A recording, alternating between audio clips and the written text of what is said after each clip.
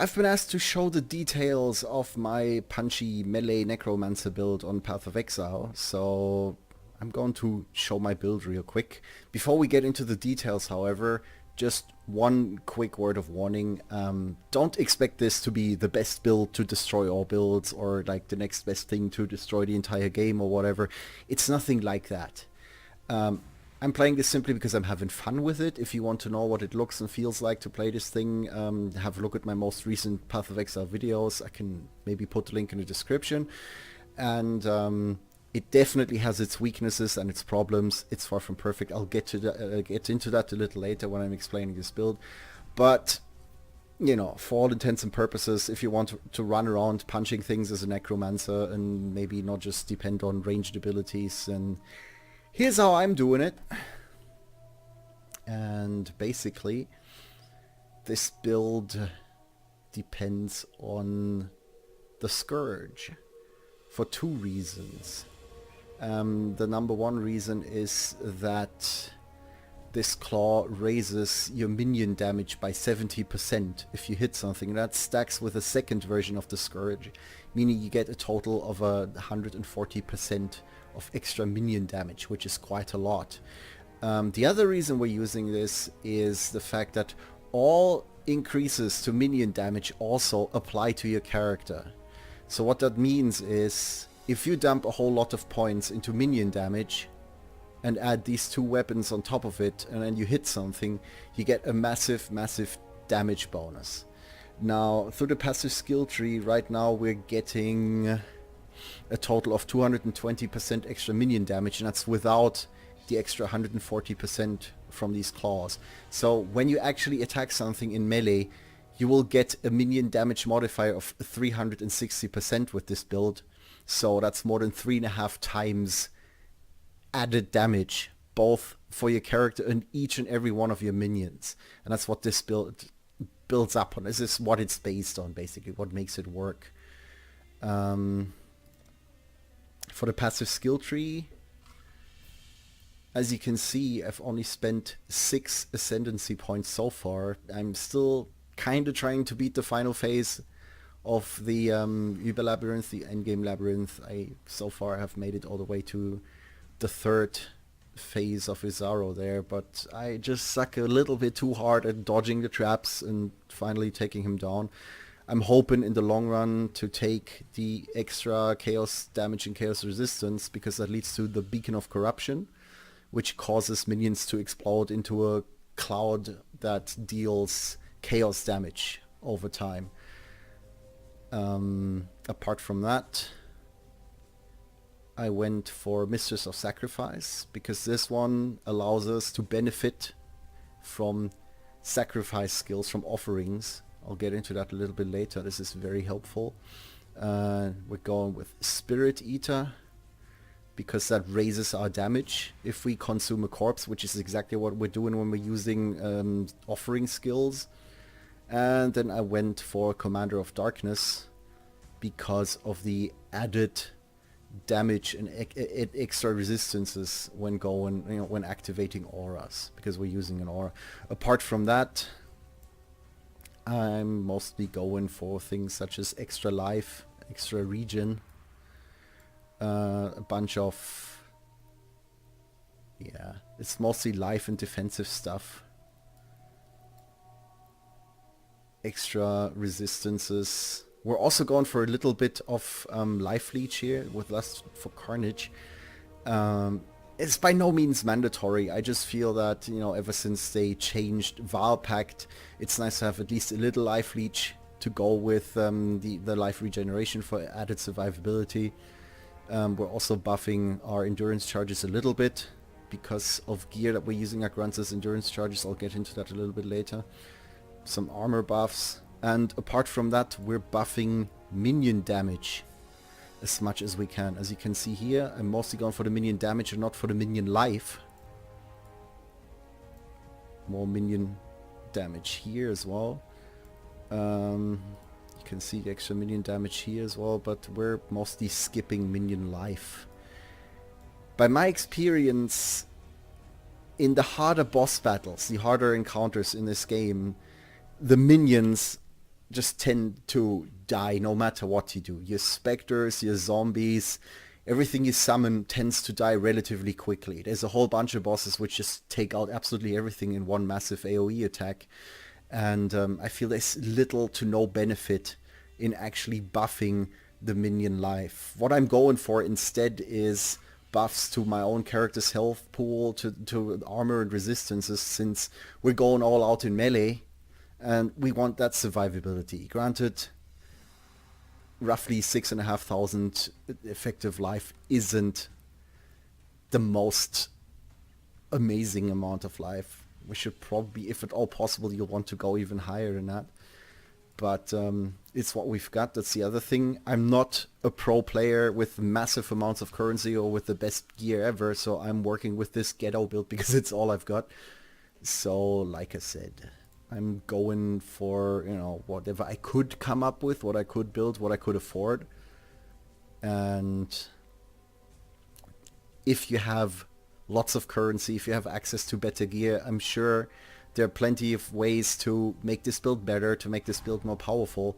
This is really just what I'm going with.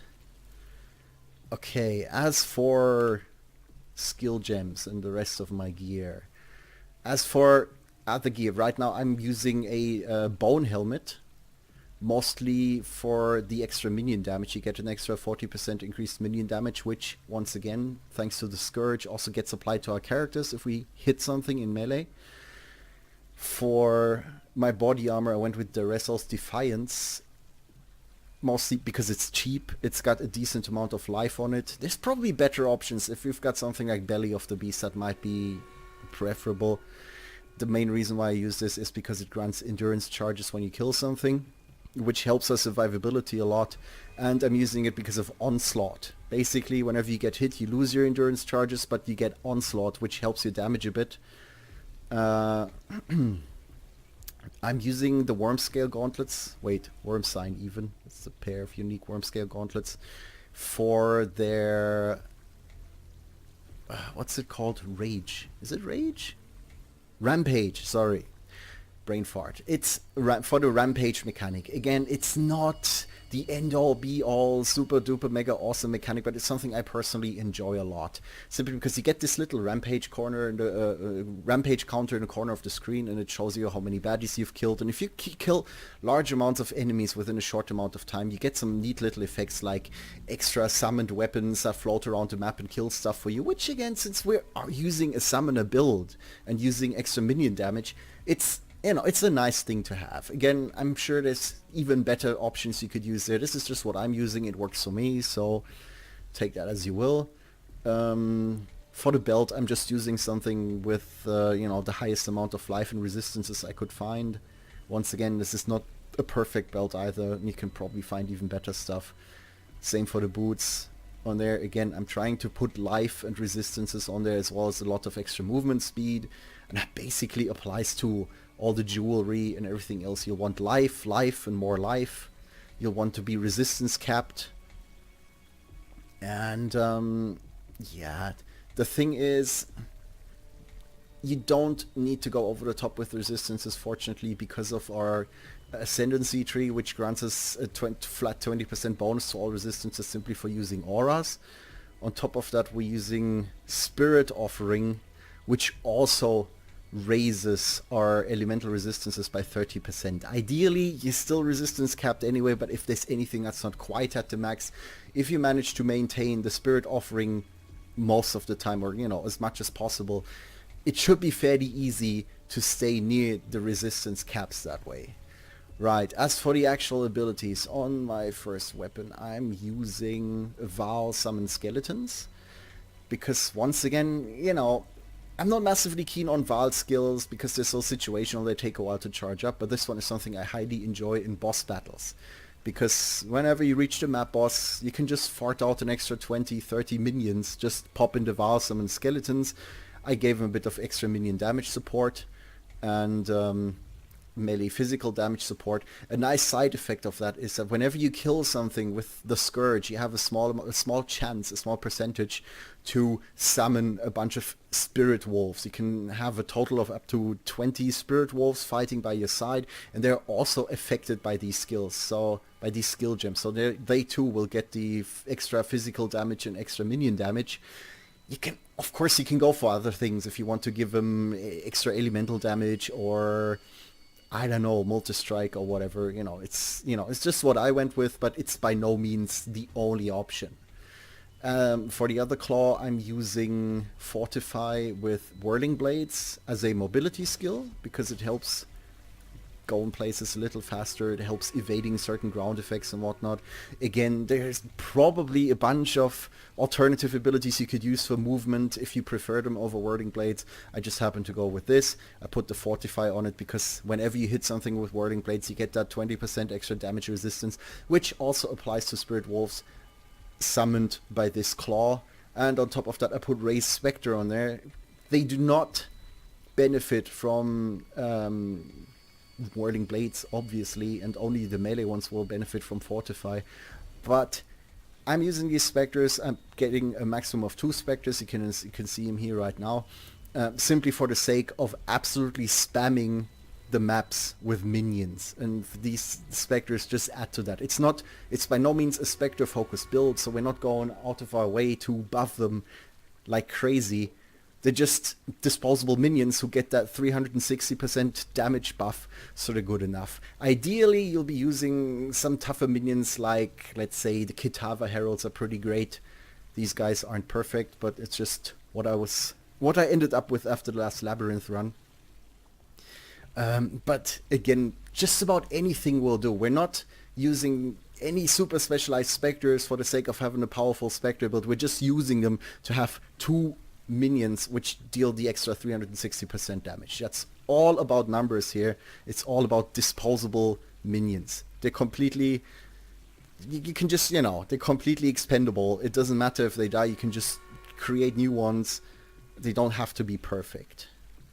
Right, as for my helmet, we're using Animate Weapon with Multi-Strike, so they hit a little more often. We're putting them in a spell totem, and we're increasing the duration of the animated weapons.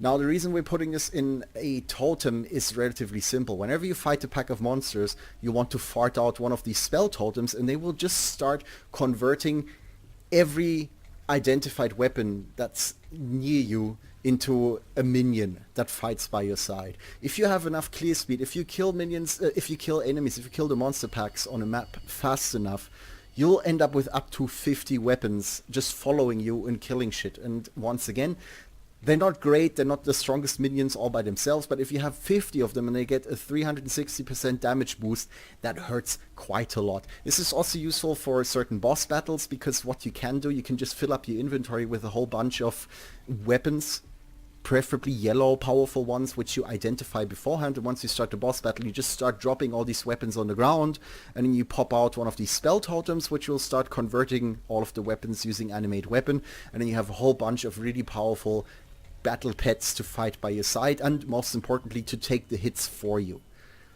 And we're using Spirit Offering, because through our Ascension tree, the Spirit Offering doesn't just affect our minions, but it also affects us.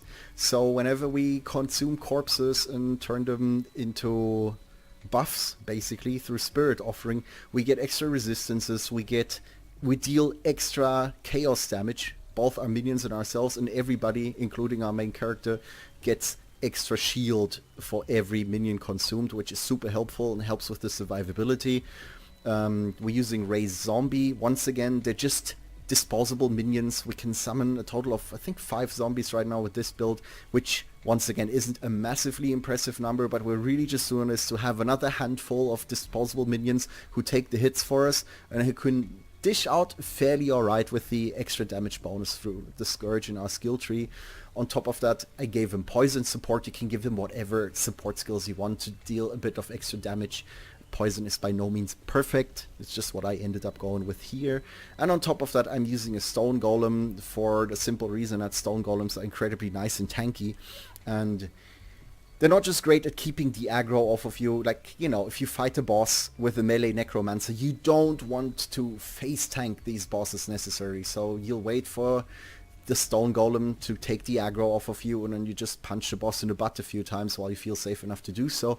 And on top of that, the golem grants us extra life regeneration, which is helpful because it adds up to our bonus life regeneration through the skill tree, and of course the fact that we're using an aura that gives us extra regeneration on top of that. And that brings us to the gems socketed in our boots. There's Vitality, which we're using for that extra life regeneration, like I just pointed out.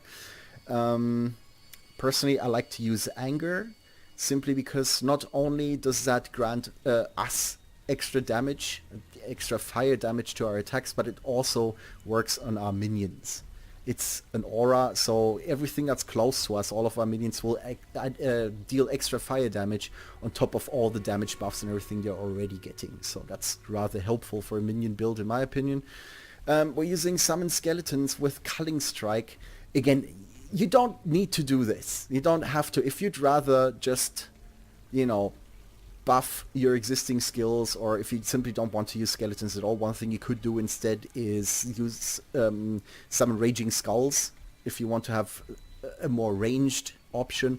The main reason I'm using the skeletons is, once again, you get 7 or so disposable minions, which you can just spam, which you can summon infinitely, and you can just keep on popping them out, which is great in a boss battle. If all your other minions have already been killed, you can just keep on spawning those.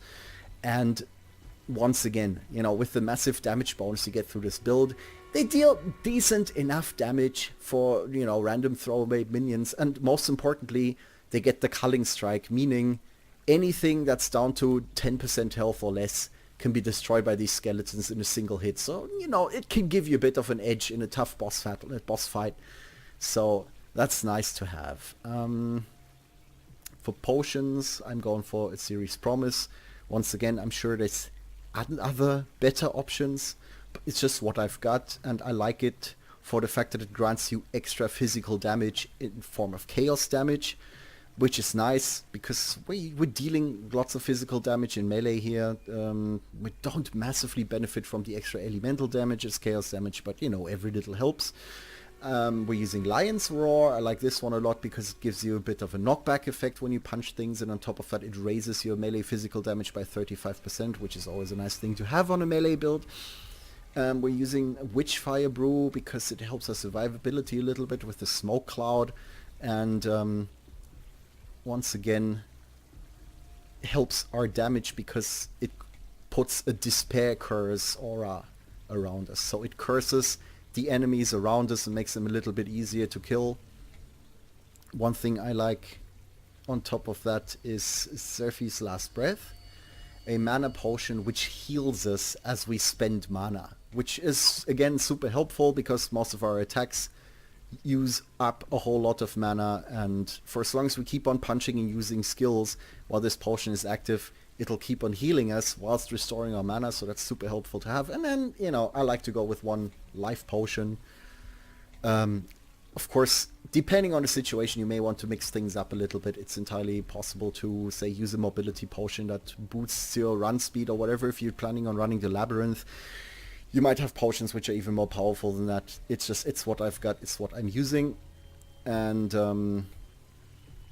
one thing I like to do for my main attack is, where is it? Dominating Blow. Dominating Blow is the one thing that helps us with our clear speed in regular maps, because basically whenever you kill something, that enemy will be converted into a minion and will fight by your side for a few moments. To make that even more powerful, I went with Ancestral Call, because that causes our attack to hit the two targets closest to whatever we're attacking. On top of that, we're using Melee Splash to increase the area of effect even further. On top of that, we're using Multi-Strike to attack a little faster and raise that DPS a bit, and then I'm using added Chaos damage. And if I actually had some currency, if I wasn't so fucking broke, I'd probably add a 6 socket here and add yet another damaging support gem. Right now I don't have that possibility, so this is what I'm going with. Depending on the situation, if you're about to fight a boss who doesn't summon any additional minions, who doesn't let you, who doesn't have a lot of adds. If you need higher single target DPS, it's perfectly valid to get rid of the melee splash and replace it with melee physical damage support instead. Now, this build's biggest strength, what makes it work, the dominating blow, is also the build's biggest weakness.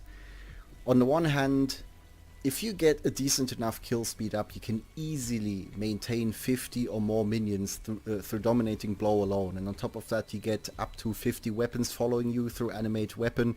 You get your specters, you get your zombies, you get the Val skeletons if you need them, and you get your golem. So you absolutely flood the place with minions. You can just completely overrun just about any boss for as long as you can maintain these minions. And it's relatively easy to stay alive because they do all of the work for you. Naturally, you'll want to keep on punching things on occasion to keep the extra 140% damage buff up from the Scourge. But apart from that, you can stay out of harm's way for the most part and just let your minions do the work for you if you so desire. The problem is that there are certain bosses where this won't work. For instance, if you go to the labyrinth and fight Exile, you will lose all of your minions that you have converted through dominating blow, because there's this little break room between the labyrinth and the actual boss fight, and that's where all temporary minions just get despawned immediately. And the problem is that Exile himself doesn't spawn any mobs that you could use and convert through dominating blow. So once again, for that situation, you'll want to bring a bunch of readily identified weapons and drop them all over the floor so you can convert them through your totem using what's it called? Animate weapon. And it might be worth bringing an attack skill other than dominating blow for these boss fights in particular. Dominating blow all by itself isn't the most terrible skill. You can see this one here. It's a maxed out full quality version of dominating blow, which adds nearly 165% damage. So that plus, all the extras we're adding here, it still gets decent enough DPS. But if you want to kill bosses even faster, and if there's absolutely nothing for you to convert in a particular fight, it's perfectly valid to switch this one out for a different skill. Another thing you'll want to do is bring a Desecrate. That's something I like to do. For instance, remove the poison support from my zombies and put a Desecrate in there, simply because in certain boss fights where bosses just completely wipe out all of your minions in seconds, you'll want to be able to spawn a bunch of extra corpses so you can, for instance, convert them into extra zombies. Once again, they're not massively helpful in boss battles, but it's nice when you have somebody who takes the hits for you. And of course, to keep on using Spirit Offering, because Spirit Offering is going to be the one thing to keep you alive in boss fights while you're trying not to use up all of your potions when you piano panic. And basically, you just keep on refilling your shield as you keep on popping Spirit Offering. This will also raise your resistances if they aren't capped, and it simply gives you that bit of extra damage and might give the skeletons that you're spamming all around the bosses some extra damage thanks to the chaos damage buff you get through Spirit Offering. So there's that.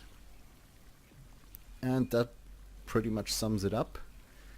I'm currently in the process, like I said, of finishing Uber Labyrinth, the final version, which once again, the fact alone that it takes me this long, I'm now level 93, shows that this build is by no means perfect. It's not the strongest thing there is, but at this point it's really mostly a learn to play issue. It's a matter of patience and being able to evade the traps long enough and make the potions last long enough to fully take him out. It's the third and final stage of the boss.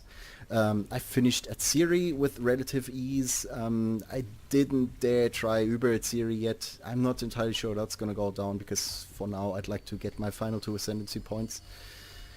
But yeah, if you want to run around punching things in the face, which is what I was hoping to go for with this build, then you could probably do worse.